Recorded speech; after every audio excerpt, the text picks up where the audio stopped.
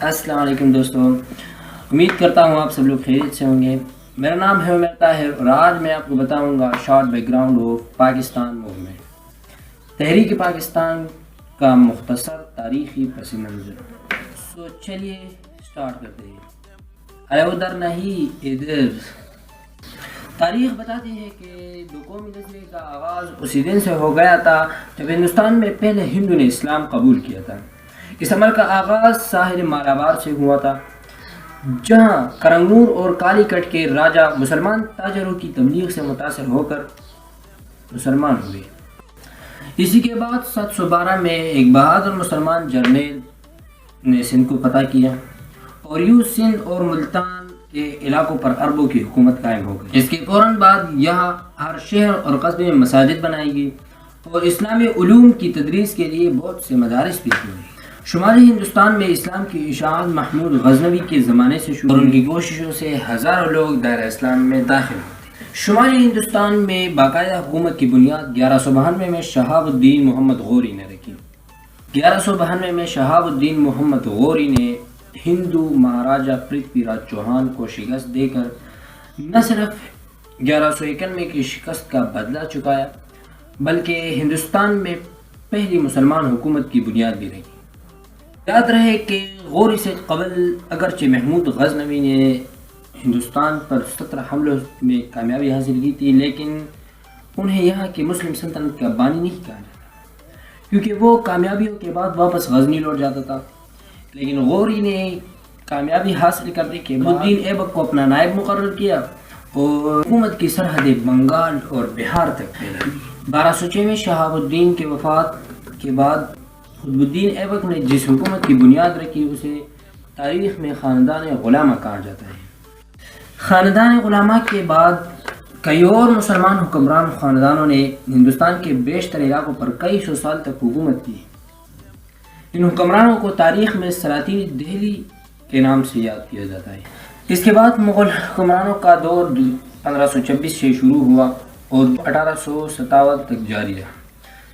اس میں پہلے 6 حکمران نہایت ہی لائق اور قابل تھے، مگر ان کے بعد نائر حکمرانوں کا دور شروع ہوتا ہے جو 1707 سے شروع ہو کر 1857 میں آخری مغل حکمران بہادر شاہ ظفر کی معزولی اور گرفتاری تک جاری۔ 18ویں صدی عیسوی میں ہندوستان میں مغلوں کا اقتدار کمزور ہونے لگا تھا۔ ایسٹ انڈیا کمپنی نے یہاں کے حکمرانوں کی کمزوریوں اور اندرونی انتشار کا بھرپور فائدہ اٹھایا اور آہستہ آہستہ ہندوستان کی اندرونی سیاست میں اپنا اثر رسوخ بڑھانا شروع کیا۔ 1857 تک ایسٹ انڈیا کمپنی ہندوستان کے بیشتر حصوں پر قابض ہو چکی تھی اور آخری مغل حکمران بہادر شاہ ظفر کا اقتدار صرف دہلی شہر اور اس کے گرد و نواح تک ہی محدود تھا۔ انگریزوں نے ہندوستان پر اپنا اقتدار قائم کرنے کے بعد یہاں ایسی پالیسی اختیار کی جن سے یہاں کے لوگوں کے سماجی اور اقتصادی زندگی پر منفی اثرات مرتب ہوئے۔ 1857 میں مسلمانوں اور ہندوؤں نے مل کر انگریزوں کے خلاف جنگ شروع کی، جسے انگریز مورخ غدر اور برصغیر کے تاریخ دان آزادی کی جنگ قرار دیتے ہیں۔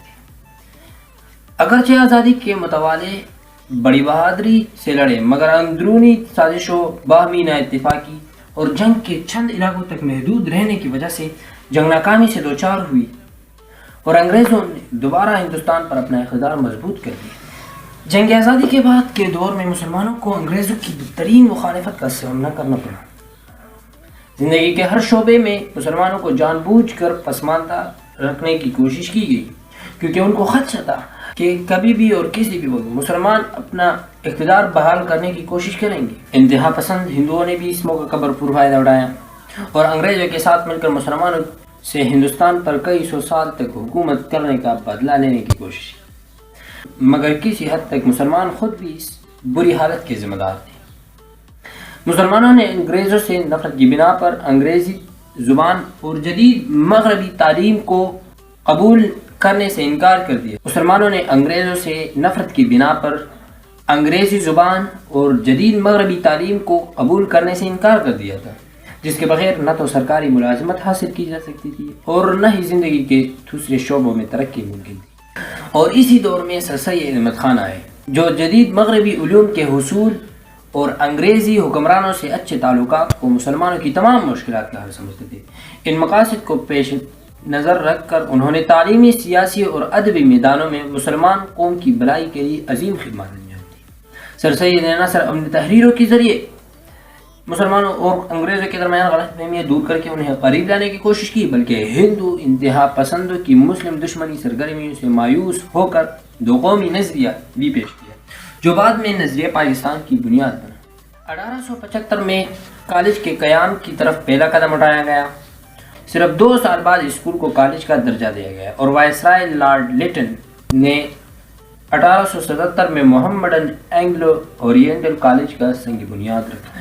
اسی کے بعد 1885 میں ایک ریٹائرڈ انگریز افسر ہیوم نے انڈین نیشنل کانگریس کے نام سے ایک سیاسی تنظیم کی بنیاد رکھی۔ اگرچہ کانگریس ہندوستان کے تمام لوگوں کی نمائندگی کا دعویٰ کرتی تھی، مگر اس پر شروع سے ہندو انتہا پسندوں کا غلبہ رہا اور اس کی پالیسیاں مسلمانوں کے مفادات کے سراسر منافی تھی۔ کانگریس کا مطالبہ تھا کہ ہندوستان میں قانون ساز کونسلوں کے ممبران کا انتخاب مغربی طرز جمہوریت کے اصول کے مطابق کیا جائے۔ مسلمان رہنماؤں کا خیال تھا کہ خالص مغربی طرز جمہوریت ہندوستان میں قابل عمل نہیں، کیونکہ یہاں 2 بڑی قومیں ہندو اور مسلمان آباد ہیں، جن میں سے ایک اکثریت اور دوسری اقلیت میں ہے۔ اگرچہ مغربی طرز کا جمہوری نظام بغیر کسی رد و بدل کے نافذ کر دیا گیا تو مسلمان اقلیت ہمیشہ کے لیے ہندو اکثریت کے غلام بن کر رہ جائیں گے۔ اس کے علاوہ کانگریس کی دیگر پالیسی اور مطالبات بھی مسلمانوں کے مفاد کے منافی، لہٰذا نواب محسن الملک کی کوششوں سے 35 اراکین پر مشتمل مسلمان رہنماؤں کے ایک وفد نے اکتوبر 1906 میں شملہ کے مقام پر وائسرائے لارڈ منٹو سے ملاقات کی۔ وفد کی قیادت سر آغا خان نے کی۔ شملہ وفد کی کامیابی کے بعد مسلمان رہنماؤں کو اپنی ایک سیاسی جماعت قائم کرنے کی ضرورت محسوس ہوئی تاکہ اہم مواقع پر یہ جماعت مسلمانوں کے نقطہ نظر کو انگریز حکومت کے سامنے پیش کر سکے۔ دسمبر 1906 میں محمڈن ایجوکیشنل کانفرنس کا اجلاس ڈھاکہ میں منعقد ہوا۔ چونکہ یہ ایک غیر سیاسی ادارہ تھا، سر سید احمد خان نے اس کے اجلاسوں میں سیاسی معاملات زیر بحث لانے کو سختی سے منع کیا تھا، لہٰذا مجوزہ مسلمان سیاسی جماعت کا قیام عمل میں لانے کے لیے کانفرنس کے باقاعدہ اجلاس کے فوراً بعد ایک غیر رسمی اجلاس منعقد کیا، جس کی صدارت نواب وقار الملک نے کی۔ انہوں نے اپنے صدارتی خطبے میں کہا کہ مسلمانوں کے لیے ضروری ہے کہ وہ اپنے سیاسی حقوق کے تحفظ کے لیے ایک الگ سیاسی جماعت قائم کریں۔ صدارتی خطبے کے بعد اجلاس میں ایک قرارداد پیش کی گئی، جس کے تحت آل انڈیا مسلم لیگ کے نام سے مسلم سیاسی جماعت کا قیام عمل میں لایا گیا۔ مسلم لیگ کا آئین 1908 میں وضع کیا گیا۔ سر سلطان محمد آغا خان سو کو مسلم لیگ کا صدر اور نواب محسن الملک اور نواب وقار الملک کو مشترکہ طور پر جوائنٹ سیکریٹری مقرر کیا گیا۔ اسی کے بعد کانگریس اور مسلم لیگ کے درمیان تعاون کا ایک مختصر دور شروع ہوا، جس کا نتیجہ 1916 میں میثاق لکھنؤ کی صورت میں نکلا۔ گورنمنٹ آف انڈیا ایکٹ 1935 کے تحت فروری اور مارچ 1937 میں صوبائی اسمبلیوں کے انتخابات منعقد کیے گئے۔ ان انتخابات میں دونوں بڑی سیاسی جماعتوں کانگریس اور مسلم لیگ نے بھرپور حصہ لیا۔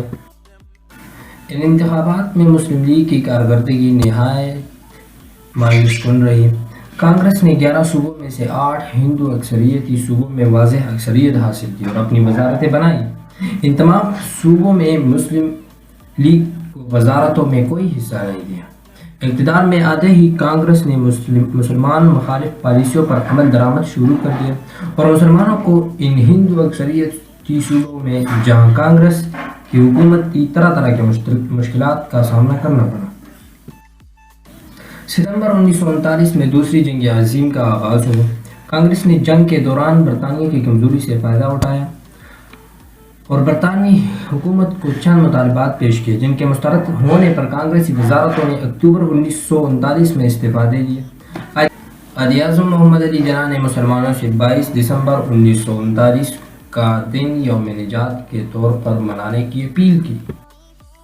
مسلمانوں کی طرف سے ہندوستان کی تقسیم اور ایک الگ مسلم ریاست کے قیام کا مطالبہ وقتاً فوقتاً کیا جاتا رہا، لیکن باقاعدہ طور پر یہ مطالبہ پہلی دفعہ مارچ 1940 میں لاہور میں منعقدہ مسلم لیگ کے سالانہ اجلاس میں قرارداد کی شکل میں کیا گیا، جسے قرارداد لاہور کا نام دیا گیا۔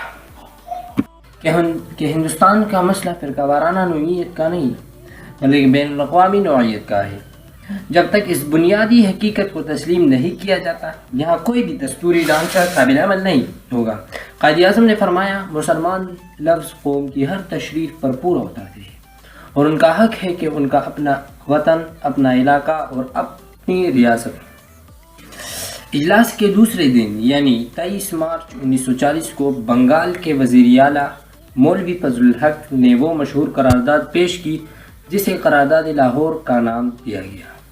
جبکہ دوسری طرف دوسری جنگ عظیم کے دوران حکومت برطانیہ کو اپنی جنگی ضروریات کے پیش نظر ہندوستان کے لوگوں اور یہاں کے سیاسی جماعتوں کے تعاون کی سخت ضرورت پڑی۔ کرپس تجاویز کی ناکامی کے بعد ہندوستان کے سیاسی مستقبل کے حوالے سے قائد اعظم اور گاندھی جی کے درمیان ملاقاتوں اور خطوط کے تبادلے کا ایک سلسلہ شروع ہوا، جسے گاندھی جناح مذاکرات کے نام سے یاد کیا جاتا ہے۔ دوسری جنگ عظیم کے اختتام کے فوراً بعد وائسرائے لارڈ بیول نے ہندوستان کی مرکزی اور صوبائی مجالس قانون ساز کے لیے انتخابات کرانے کا اعلان کیا۔ اس اعلان کے تحت دسمبر 1945 میں مرکزی اسمبلی اور فروری 1946 میں صوبائی اسمبلیوں کے انتخابات ہوئے۔ مسلم لیگ نے ان انتخابات میں قیام پاکستان کے نعرے کی بنیاد پر حصہ لیا۔ 1937 کے انتخابات کے بالکل برعکس ان انتخابات میں واضح اور بے مثال کامیابی حاصل کی۔ مسلم لیگ نے مرکزی مجلس قانون ساز میں مسلمانوں کے لیے مخصوص ساری نشستیں جیت لی، جبکہ صوبائی اسمبلیوں میں مسلمان نشستوں کی واضح اکثریت پر کامیابی حاصل کی۔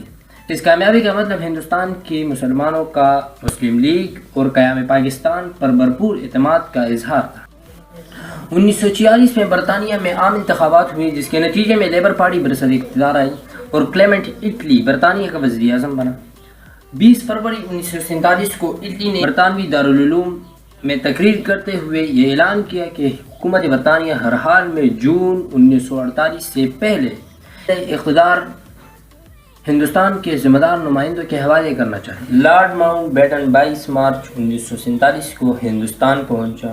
شروع میں اس نے کوشش کی کہ وزارتی مشن یعنی کابینہ مشن کے منصوبے کی بنیاد پر ہندوستان کے آئینی مسئلے کا حل نکال کر ہندوستان کو متحدہ رکھا جا سکے، مگر ہندوستانی رہنماؤں سے ملاقاتوں کے بعد ان کو یقین ہو گیا کہ ہندوستان کو متحد رکھنا ناممکن ہے، لہٰذا اس نے ہندوستان کی تقسیم کے لیے ایک منصوبہ تیار کر کے اسے حکومت برطانیہ سے منظور کرا دیا۔ اس منصوبے کو منظر عام پر لانے سے پہلے اس نے جواہر لال نہرو کو دکھایا۔ نہرو نے منصوبے کو ناقابل قبول قرار دے دیا۔ 3 جون کے منصوبے کے تحت متحدہ ہندوستان کو 2 آزاد ریاستوں پاکستان اور ہندوستان میں تقسیم کیا جانا تھا، اور اس غرض سے مسلمان اکثریتی صوبوں کو یہ اختیار دیا گیا تھا کہ وہ دونوں ریاستوں میں سے کسی ایک کے ساتھ الحاق کا فیصلہ کرے۔ چنانچہ پاکستان ایک طویل اور صبر آزما جدوجہد کے بعد مسلمانوں کی بیش بہا قربانیوں کے نتیجے میں 14 اگست 1947 کو معرض وجود میں آیا۔ 15 اگست کو قائد اعظم نے پاکستان کے پہلے گورنر جنرل کی حیثیت سے حلف اٹھایا۔